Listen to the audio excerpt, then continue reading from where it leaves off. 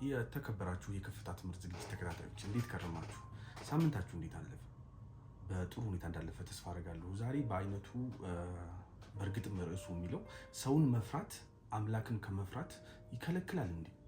ሰውን መፍራት እደግመዋለሁ፣ ሰውን መፍራት አምላክን ከመፍራት ይገድባል እንዴ በሚል ርዕስ ላይ እንመካከራለን። በእርግጥም መልሱ የሚሆነው አዎ።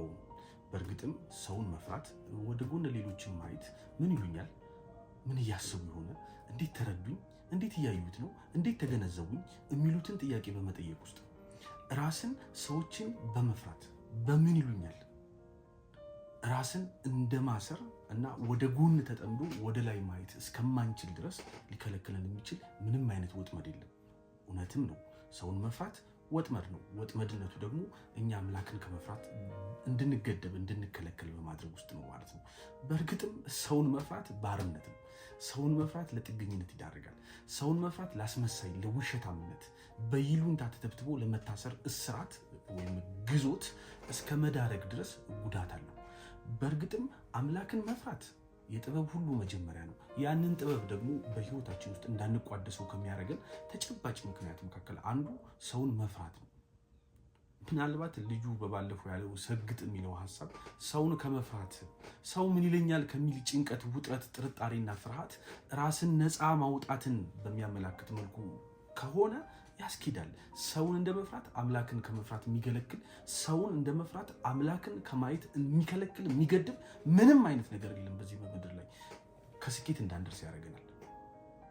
ያሰብነውን ያቀድነውን እኛ ራሳችንን በመሆን ውስጥ ልንደርስበት ያሰብነውን ከፍታ እንዳንሄደው የማድረግ አደገኛ የሆነ እስራት አለው በውስጡ።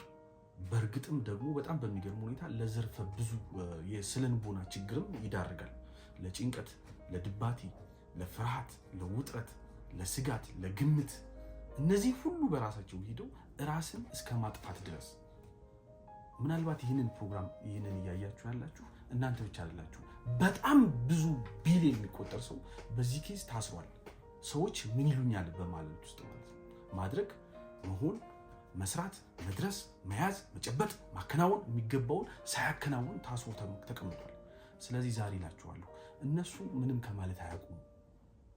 ጥሩም ብታረጉ መጥፎም ብታረጉ ሰዎች ሀሳብ አስተያየት ከመስጠት አያውቁም። ስለዚህ ሰግጠን ሰውን ከመፍራት ራሳችንን ነፃ ማውጣት መቻል አለብን። ይህንን ከማድረግ አንጻር በጣም የሚገርመኝ ለምሳሌ በጣም አንዱ ትልቁ ክሪቲካል ችግር ሰውን መፍራት ከህሊና ያጋጫል። ከውስጥ ከህሊናችን የሚወጣውን የእውነት ድምፅ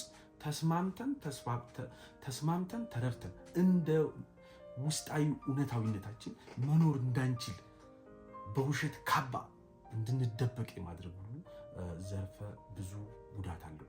ስለዚህ ሰውን ከመፍራት ራስን ነፃ ለማውጣት እንደው አንድና አንድ መድፈር ነው፣ ድፍረት ብቻ ነው። ያሉትን ይበሉ፣ የሆኑትን ይሁኑ። ሁለተኛ ከነሱ መጠበቅን ማቆም። መጠበቅ ያዘገያል።